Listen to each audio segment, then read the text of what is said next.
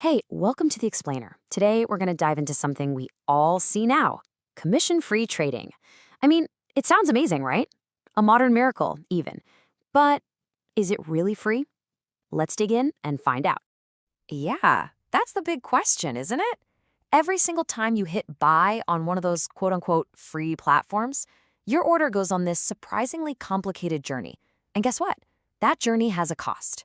The real mystery is who's footing the bill?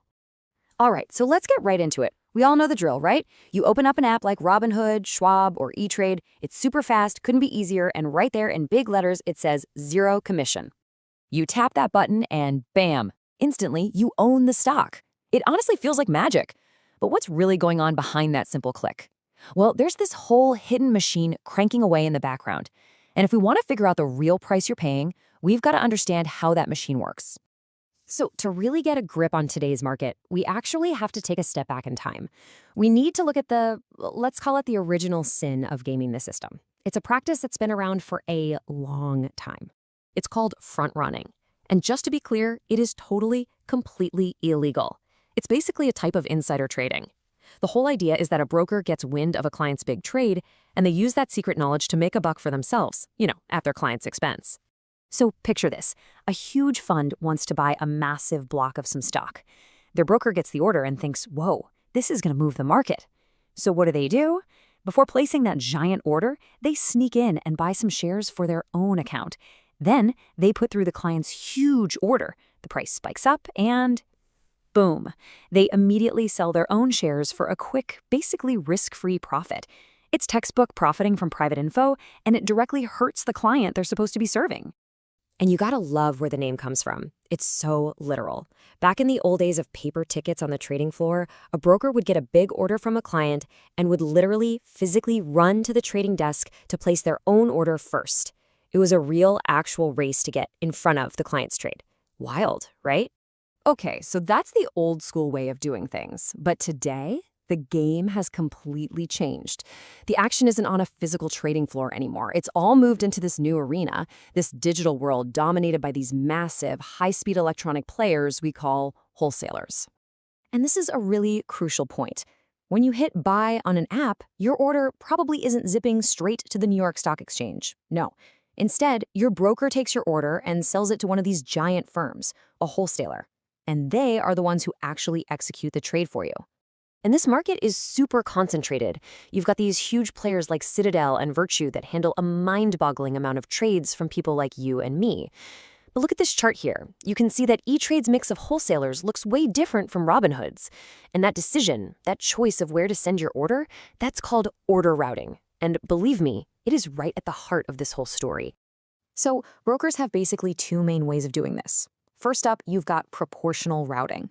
This one's pretty simple. The broker just carves up all their orders and says, okay, 30% goes to Citadel, 25% goes to Virtue, and so on. Everybody gets the same general mix of trades. But then you have selective routing. This is a lot fancier. A smart router, some kind of algorithm, actually decides on a stock-by-stock basis where to send the order, trying to find the best price in that exact moment. Okay, so all of this brings us to this really fascinating academic study. These researchers basically acted like detectives. They wanted to answer one simple question. In this whole new world of wholesalers, are everyday investors really getting the best possible deal? And here's the cool part. They didn't just sit around looking at spreadsheets of old data. No, they ran a massive, real-world experiment. Get this. They placed over 150,000 of their own trades, all identical, placed at the exact same time across 6 different brokers. They did this for almost 2 years. It was a brilliant way to directly compare the prices each broker was getting for the very same trade at the very same instant.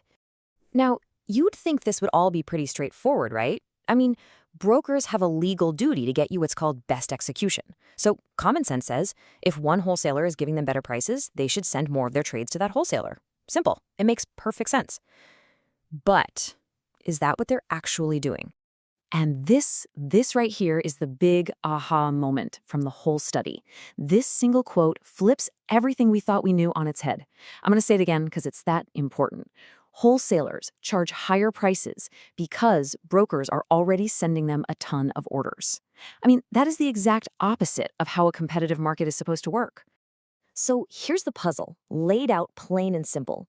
For those brokers using that basic proportional routing, the more business they gave to a wholesaler, the higher the cost got for their customers. Just bonkers. But for the brokers using these selective smart routers, more business meant lower costs, the way it's supposed to work. So what on earth is going on here? Well, the researchers have a theory. They call it switching costs. The best way to think about it is like the hassle of changing your cell phone provider.